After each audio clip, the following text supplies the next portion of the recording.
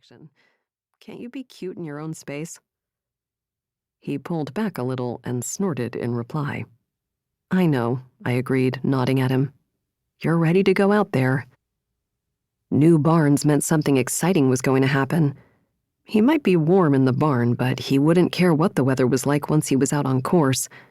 Dynamo's primary interests, after hay and grain and starlight mints, were open fields, huge logs, and the freedom to go flying across them, leaping everything in his path. Dynamo and I were pretty much in agreement on those points.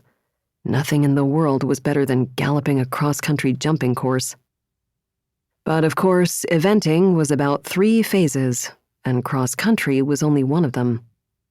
3 days, 3 ways, the old saying went, and before we could go cross-country, we'd have to prance around a dressage arena and get around a show jumping ring without knocking down any poles. Here at the ACE audition, we'd be doing all 3 in just an hour, and the stakes were much higher than the usual competition for a 50-cent ribbon. We were the last team on the audition schedule, which meant we had to watch all the others go before us. The horses and their riders left the barn in solemn pairs through air that grew thicker with every hour. I had a sinking feeling that it would be worst of all for Dynamo and me. The last ride, putting our ride time in front of the judges' panel in the very middle of this hot afternoon. What kind of luck was that? None at all, or just bad? It was a toss-up. Personally, I'd always thought of myself as having pretty bad luck, and it looked like Dynamo shared it with me. I ran my hand along his neck, under his mane, and he leaned back against me, asking for a good scratch. "Here you go, buddy," I murmured, watching his left ear tip down to catch my voice. I dug my fingernails into the short coppery hair of his muscled neck. "A massage for you." His skin was already damp with sweat. I hated that I shared my bad luck with my good horse. Me, I must have done something wrong in another life. Something predictably horsey. If we are the same person born again and again, then I probably wheeled and dealed and lied and stole to get my paws on some big chunk of land or a particularly fine piece of horseflesh.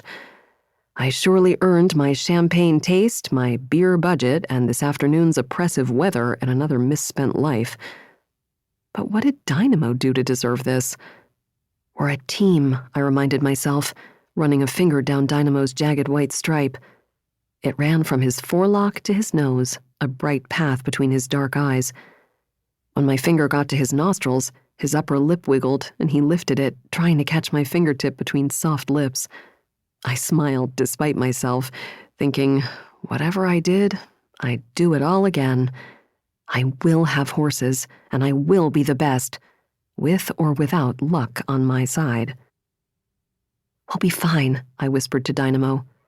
"You're a Florida bred, and so am I. We can handle a little June heat, can't we?" And I kissed him on the nose. "You love that horse," a male voice observed. I jumped.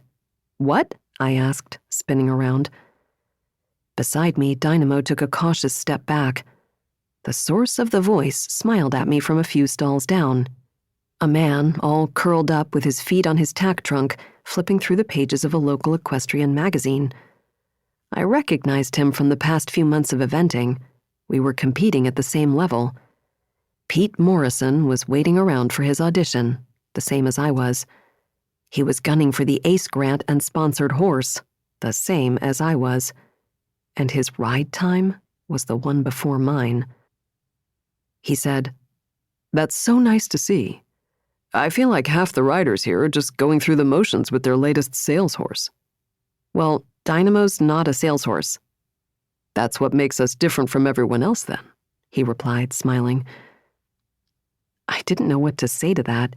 He seemed ridiculously calm, considering the prize on the line for one lucky winner today. Cash and a horse.